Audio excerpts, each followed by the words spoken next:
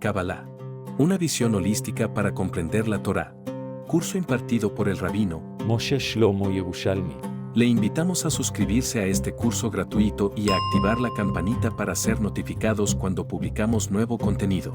Queridos amigos, buenas noches. De nuevo, un día jueves, como todos los jueves, estamos de nuevo reunidos en nuestra sesión de estudio. Quiero aprovechar, ya que tenemos la gratificante noticia que se han agregado nuevos alumnos, quisiera darle la más cordial bienvenida a que crezcamos espiritualmente todos, a nuestro nivel cada uno, y sean parte de este grupo selecto de personas que estamos estudiando y creciendo espiritualmente. Cordialmente bienvenidos, y todos aquellos que se agreguen al grupo, por favor, hacerlo de la manera más continua posible. Yo sé que a veces es complicado estar conectado, pero para eso están las plataformas, para en el momento en que tengan la disponibilidad de tiempo, se conecten a través de las plataformas que ya sabemos. Y de todas maneras, siempre será un placer verlos en vivo y en directo. Bienvenidos todos, Bruhim Habayim, y esta es una manera de elevarnos espiritualmente. Es un viaje que no dura un día, no dura una semana, dura toda la vida. Que tengamos el mérito.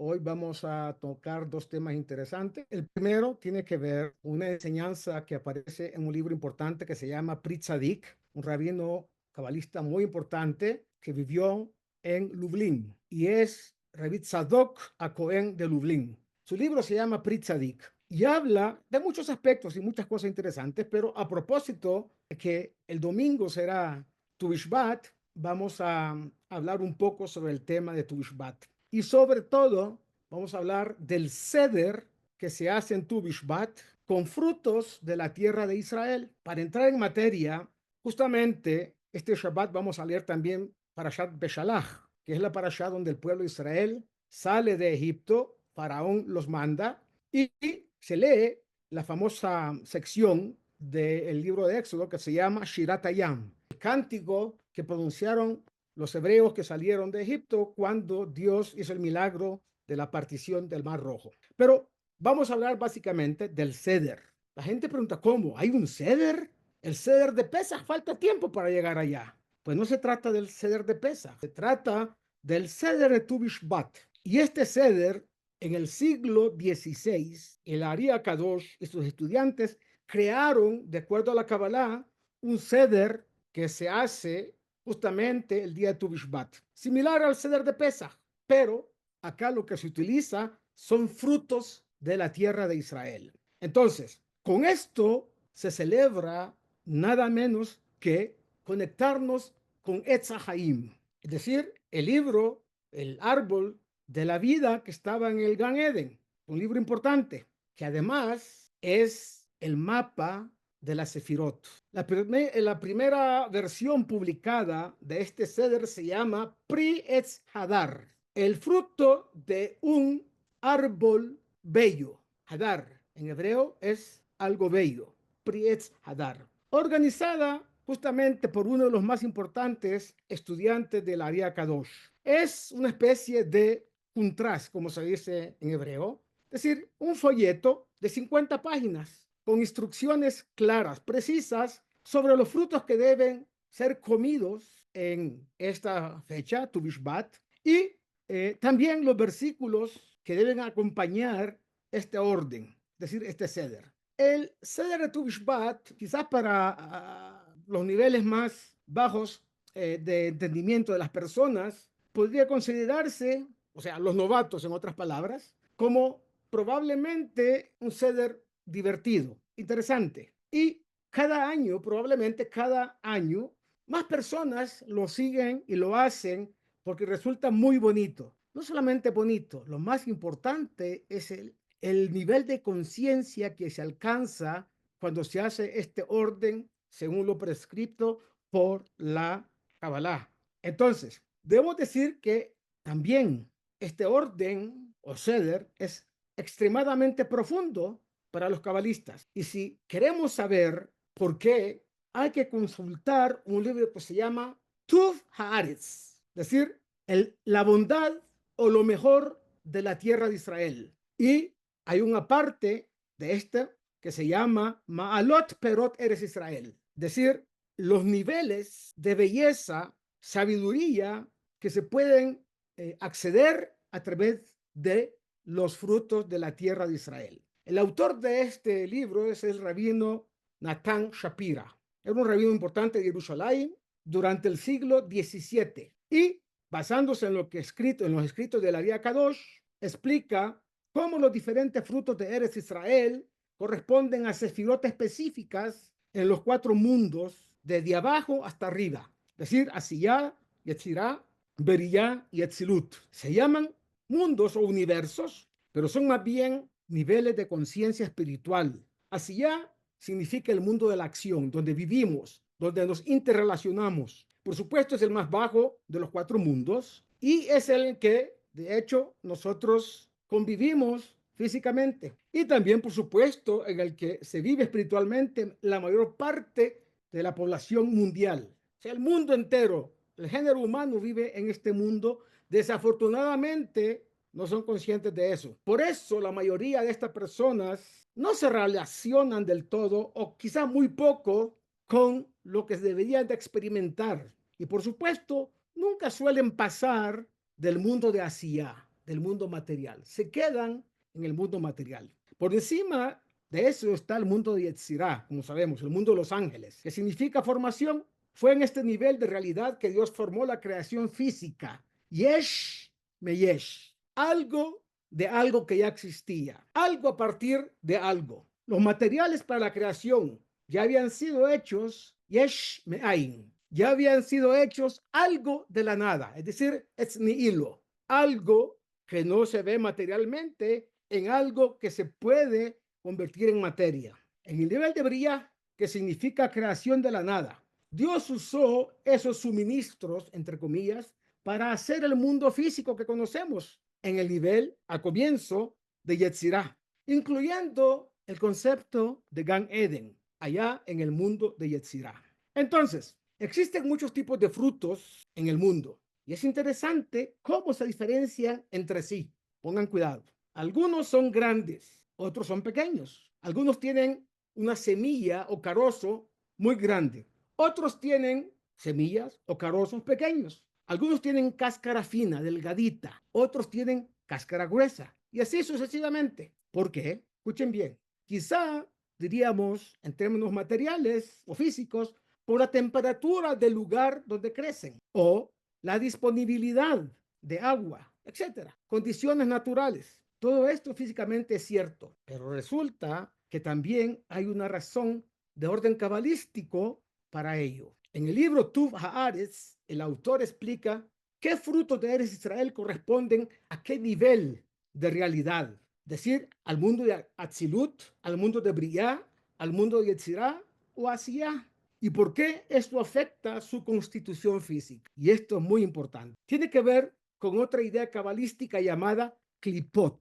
Clipot literalmente, si lo traducimos en español, significa cáscaras. Pero esa definición queda un poco corta. Y son cáscaras porque actúan como una barrera espiritual entre una persona y Dios. No solo socavan la santidad, sino que también se alimentan de ella para volverse más fuertes y letales. Las clipot desde el punto de vista de lo espiritual, pero negativo. En consecuencia, hacemos todo lo posible para evitar, entre comillas, alimentar a las clipot, a estas cáscaras que tienen connotación negativa en el mundo espiritual. Entonces, solamente hay que darle lo mínimamente necesario para que no pase de lo que le corresponde dar según lo fijado por Dios. Es decir, un paréntesis, el mal es necesario porque para que tengamos la posibilidad de libre albedrío, nuestro ejercicio de libre albedrío que consiste en cuando hay 2 categorías de situaciones, optemos por la buena y no por la negativa. Cada uno podrá pensar en su mente qué es positivo y qué es negativo de acuerdo a lo que sabemos de la Torá. En pocas palabras, eso se traduce para efectos prácticos en minimizar el pecado, porque el pecado es lo que alimenta a las clipot, a las cáscaras espiritualmente negativas. Y también protegemos cualquier kedushá, cualquier santidad que generemos a partir de la Torá que estudiamos y las mitzvot que cumplimos. Es por eso que no estudiamos Torah en ciertas épocas del año y en lugares asociados con la impureza espiritual. Los frutos de Eretz Israel reflejan esta idea. Tufa Aretz explica cómo los distintos frutos crecen de manera diferente según el nivel de conciencia espiritual con el que están asociados. Y los colores son importantes en ese orden de ideas. Cuanto más abajo se encuentra un fruto en el reino espiritual, más cercano está a las clipot y más protección se necesita frente a ellos. Algo que se representa mediante su realidad física. Pero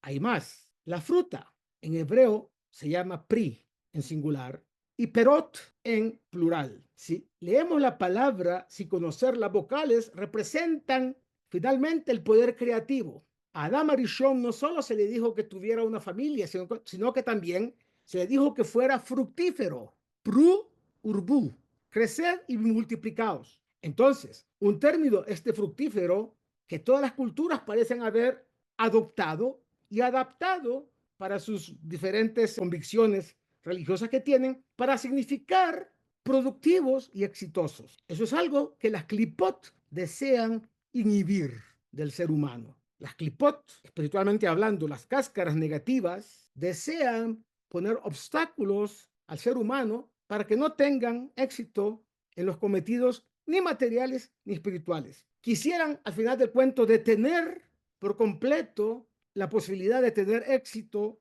de los seres humanos en los planos espirituales y materiales. Por ello, solo reconocemos, no nosotros, el mundo en general, ser fructíferos como lo somos gracias a la ayuda de Dios. Por lo tanto, tu Bishvat es también un momento para agradecer a Dios por los frutos de nuestro trabajo, los que crecen en árboles y los que resultan de los esfuerzos que hacemos para salir adelante en cualquier aspecto de la vida, cualquiera que sea nuestra profesión o la labor o trabajo que desempeñemos. Pero hay una tarea en particular en la que se supone que debemos concentrarnos todos, como señala el Pri Tzadik, decir, el fruto de los justos, a la que se alude con una palabra en la misma Torah oral, dentro de la Mishnah, la palabra Ilan, árbol.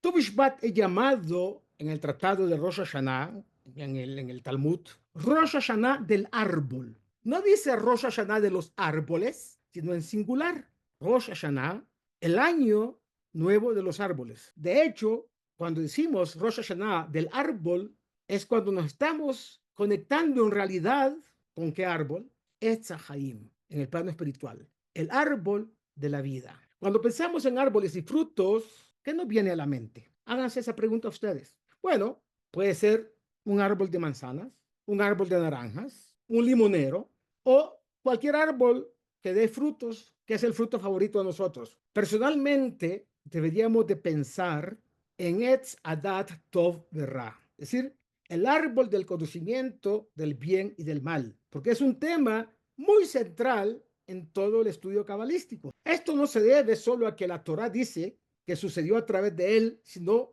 a lo que la Kabbalah dice que tiene que suceder con ese árbol, al menos para el final de la historia. ¿Qué tiene que pasar con el Etz Adat? ¿Qué debería pasar con ese árbol? Debería pasar lo que se suponía que habría sucedido en el Gan Eden. Si Adán Arishon hubiese esperado hasta Shabbat para comer de su fruto, del fruto del conocimiento del bien y el mal, se habría unido automáticamente con Etz Haim, con el árbol de la vida, y entonces el hombre hubiese sido un ser cuya existencia no estaría supeditada por el tiempo, no por el tiempo temporal, sino por el tiempo de lo eterno. Pero el hombre se equivocó, primer hombre se equivocó. Entonces ocurrió que incorporó a sí mismo y a nosotros, sus descendientes, en seres mortales en el tiempo de lo temporal. Ya saben ustedes esos dos conceptos. Tiempo de lo eterno, que es el tiempo de Olam Haba, que es el tiempo de lo divino, y tiempo temporal, que es el tiempo que vivimos nosotros temporalmente, 120 años sobre este mundo. Entonces, tal como explica el Pri Tzadik, Tu Bishvat nos recuerda este hecho y celebra nuestra oportunidad de ¿qué? De conectarnos con el árbol en el buen sentido, el árbol del conocimiento del bien y del mal, en conjunción con Etz Haim, el árbol de la vida. Por lo tanto, Dicen nuestros sabios, aquellos rabinos cabalísticos que compusieron el Seder de Pesach para ayudarnos a obtener la libertad personal en el plano material, también lograron hacer algo para que a través de los libros de Kabbalah y los cabalistas se pudiera más tarde hacer un Seder de Tu Bishvat, precisamente para ayudarnos a concentrarnos en nuestra tarea de la vida diaria y facilitar el llamado proceso de tikkun. No solamente el tikkun nuestro, personal, sino tikkun olam, en el buen sentido de la palabra. Comer tiene mucho que ver con esto. Mientras la mayoría de nosotros comemos alegremente sin pensar mucho en lo que se está haciendo por el mundo en general, estamos completando uno de los procesos que se llama tikkun, más importantes que existen. Y aquí es importante entender una gran enseñanza de nuestros sabios. El hombre común y corriente vive para comer. El sadik, el cabalista, come para vivir. En los planos, tal como en hebreo, la palabra vida se dice en plural, haim, no existe la palabra en singular. Haim es los procesos de vivir que tenemos en este mundo, en el mundo anterior donde estuvimos y en el mundo por venir. Ese tikkun se llama en hebreo birur. Birur significa separación. Eso es lo que debemos de hacer en este mundo. Separar las chispas sagradas de los aspectos impuros de la creación. En otras palabras, separar lo que tiene vida de aquello que no lo tiene y que son básicamente impurezas espirituales. Eso que tiene vida se llama chispas divinas. Lo que no tiene se llama sitra ajará, el otro lado. ¿Ok? Por lo tanto, así como nuestros cuerpos separan físicamente los nutrientes de los alimentos que consumimos y separan esos nutrientes de los desechos, utilizan los buenos, los nutrientes, para nutrirse y desechan los malos. El proceso de comer para hacer lo mismo a nivel espiritual es separar las chispas divinas que hay en la creación de aquello que no tiene vida. Por eso hay, por ejemplo, animales que pueden ser consumidos como alimento y cuando se hace shehitá, esos alimentos dejan de ser meramente algo material y se convierten en ¿qué? Recipientes de chispas divinas. El judío que come carne kasher come alimento, no come cadáver, por los procesos que lleva el hecho de tomar en consideración todas las leyes, las alajot, para que desde el momento en que se prepara el cuchillo para el sacrificio, hasta el momento que se sacrifica y después se hace la inspección interna y externa de los órganos y del animal, así comienza el proceso de birur. Todo lo que tiene shehitá comenzó el proceso de birur. Y el judío que se lo va a comer,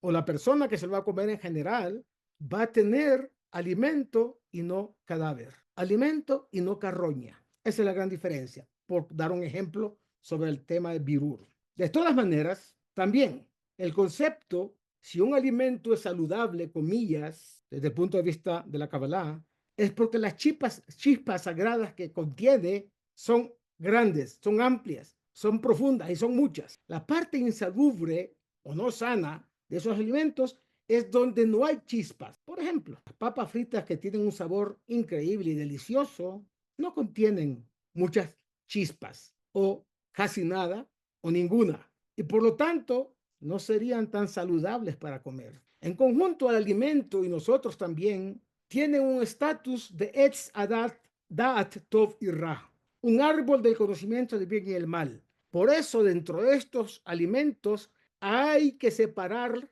lo bueno de lo malo. Lo bueno nos nutre espiritualmente hablando, lo malo se desecha. Entonces, ocurre que una vez que se elimina lo malo y se opta por lo bueno, inmediatamente, automáticamente, el mal se elimina. Esa cosa cambia. Su estatus de Etz Tov Verá a Etz Haim. Del árbol del conocimiento del bien y el mal al árbol de la vida. Y se convierte en parte de eso. Entonces, la creación se rectifica, el tikkun de la creación se lleva de manera clara, práctica y profunda. Y entonces ese tikkun es mucho más que el mero hecho únicamente de comer como lo hace cualquier otro ser que tiene vida. Por eso, uno de nuestros sabios contemporáneos dijo que cuando un judío come kasher y se alimenta, está haciendo un acto no únicamente de alimentarse material y espiritualmente hablando,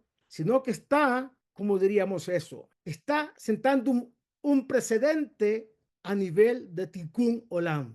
Está poniendo algo que es más que un granito de arena en el proceso de enmendar el mundo de los pecados cometidos anteriormente, principalmente el pecado de Adán Arishon. Entonces, un judío que no hace eso y, por ejemplo, se va a comer, sin hacer cuñas publicitarias, una Big Mac, no solamente que no está haciendo Tikkun Olam, sino que está sentando un precedente de lo contrario. Es un acto, si se quiere, teológico, comillas. Comer eso por parte de un judío es diferente a que un no judío lo haga. El no judío se alimenta y está bien para él. Para el judío está sentando un precedente de orden teológico. Es decir, no me interesa Tikkun Olam, no me interesa la voluntad divina, no me interesa tomar con seriedad mi rol, mi papel en este mundo de un judío que hace el birur. Por supuesto, el tema es que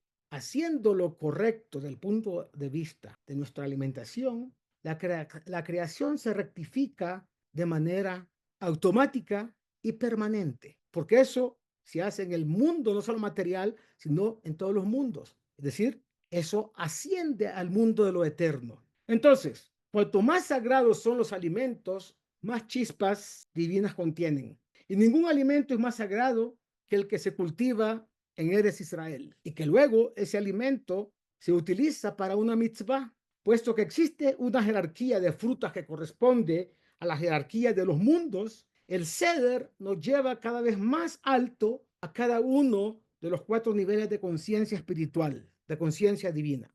¿En qué consiste este Seder? Por supuesto, el vino es uno de los símbolos más importantes en el proceso de Tikkun, y por eso el vino se encuentra en todas las celebraciones judías, en Shabbat, en Yamim Tovim, en matrimonio, en estudio de Torah. Cuando se concluye un tratado del Talmud, y ya no digamos que se concluyeron todos los tratados, se hace una seudat mitzvah, se trae vino, porque vino implica entrar en la conciencia de lo que es transformar Etz Adat Tov Verá en Etz Haim. Por lo tanto, en el Seder de Tu Bishvat, el vino es uno de los símbolos más importantes. Se toman 4 copas de vino el día de Tu Bishvat como parte del Seder. ¿Qué frutos se deberían consumir? Bueno, los 7 frutos que la tierra de Israel recibió una bendición especial, que son olivas, aceitunas, etz zait, se dice en hebreo, la vid, el gefen, la vid, te'enim son higos, no los higos que llaman en Colombia higos, sino los verdaderos higos. Luego también tenemos dátiles, tenemos también rimón, es decir, granada, y una más que es, en hebreo se llama shibolet shoal, trigo sarraceno. Esos 7, por supuesto, están conectados con 7 sfirot, desde Gesed hasta Malhut. Y entonces, teniendo todos esos frutos, lo primero que se debe hacer es la bendición del vino. 4 copas se toman. Mire cómo es la composición de esas copas de vino, de las 4 que hay que tomar. Sabemos que para todas las cosas de alegría, de mitzvot, se usa vino tinto, excepto para en el momento de hacer la jupá. En el matrimonio se utiliza vino blanco. Por lo tanto, vino blanco va a aludir a algo que está por encima del rigor. Es decir, estamos entre misericordia y gesed, rahamim y bondad. Entonces, la primera copa en el Seder de Tu Bishvat se hace de la siguiente manera. A propósito, un paréntesis, el vino blanco alude a la nieve del monte Hermón, que a propósito, todo el monte Hermón está ahora en manos de Israel. Ojalá por siempre. La primera copa, ¿cómo va a ser? La primera copa va a ser completamente vino blanco. Alude justamente a la época en que Tu Bishvat se celebra. En la época donde hay invierno en Israel, donde cae nieve en gran parte de Israel. Y alude a una temporada fría. La segunda copa, 1/3 de vino tinto se combina con 2/3 de vino blanco, la segunda copa, que representa el comienzo de la primavera. La tercera copa es mitad vino blanco y mitad vino rojo, tinto, correspondiente a la primavera que tiene mitad de días lluviosos y mitad de días soleados. La cuarta copa es toda vino tinto, rojo, simbolizando los días calurosos de verano que terminan la temporada agrícola. Por supuesto que aquí también está conectado el otoño, pero es un poquito, digamos que, más difuminado. Entonces, la cuarta copa es puro vino tinto, simbolizando lo que dije, los días calurosos del verano, aludiendo a la temporada agrícola también. El rey Salomón, Shlomo Amelech, escribió: no mires el vino cuando está rojo, cuando pone su mirada en la copa, corre suavemente, dice Mishlei, capítulo 23, versículo 31. Como explica Rashi, esto está hablando de la persona que bebe solo para emborracharse, un tema puramente físico y material. En los Sedarim de Tu Bishvat y Pesach bebemos como un medio para liberar nuestras almas y acercarnos más a Dios, más a la conciencia divina. Y miren qué interesante ver un aspecto que aparentemente es inconexo con esto. La parashá que leímos la semana pasada, que habla de gente de otros pueblos que salió con el pueblo de Israel, que se agregó al pueblo de Israel, eso se llama Erev Rav. A algunos no les gusta mucho el tema del Erev Rav. Nos guste o no, esto fue importante, como Moshe lo entendió, por instrucción de Dios. Era un medio para que el pueblo judío haga realidad un potencial que de otra manera no habría alcanzado nunca. Toda adversidad, esto hay que entenderlo, toda adversidad tiene una razón. Y aunque querramos cuestionar los medios, la voluntad de Dios apunta a un fin seguro. Amalek, que nos hizo una bienvenida, comillas, muy negativa, atacándonos, hay una mitzvah de odiar a Amalek. Y tenemos que ir a la guerra contra ellos en cada generación. No sabemos quién es Amalek en nuestros días, pero tenemos pistas. Pero también debemos darnos cuenta de lo que han dicho nuestros sabios. El Rav Hutner era un gran rabino, Rav Yitzhak Hutner, que vivió en este siglo, bueno, el siglo pasado, siglo XX, y vivió en Estados Unidos. Ahí él dio una vez un discurso sobre Hanukkah y dijo que la duda nos empuja a la claridad intelectual y espiritual. Ya que existe una duda, debemos de buscar cómo aclarar esa duda. Y esa claridad intelectual y espiritual es lo que nos va a acercar a Dios si la duda que tenemos es legítima y no un pretexto para no hacer lo que debemos de hacer. Amalek personifica la duda en Dios y la duda en la Ashgaha Pratit, la providencia divina. El nombre Amalek tiene el mismo valor numérico en gematria de Safek, duda. 240 es el valor numérico de las dos palabras. Este número es también la diferencia que hay entre el primer y segundo versículo de Kriyat Shema, Shema Israel. El primer versículo es Shema Israel, Hashem Elokeinu, Hashem Echad. Lo hemos mencionado en algunas ocasiones, en muchas ocasiones. El Shema representa la claridad inquebrantable que tienen los ángeles en el cielo sobre la unicidad de Dios. Y Baruch Shem Kevod Mahuto Leolam Vaed, que decimos después del Kriyat Shema, después de la frase esa del primer versículo, representa nuestro nivel inferior de claridad, que en esta etapa de la historia es más bien lo que se llama emuná, es decir, un ejercicio con vías de fe. Es lo que se obtiene cuando se agrega Amalek a la claridad del Shema. Lo opuesto de esto es lo que encontramos en la parashá de esta semana, Beshalach, lo que dijo el pueblo judío después de cruzar sabios y salvos el mar de los juncos, llamado comúnmente el mar rojo. ¿Qué dijeron allá? Ocurrió que al cruzar el mar, ellos cruzaron el mar que estaba abierto. Betohayam, Abal Bayebashá. Dentro de lo que sería el mar, pero sin agua. Era tierra seca. ¿Y qué pasó con los egipcios? Se ahogaron.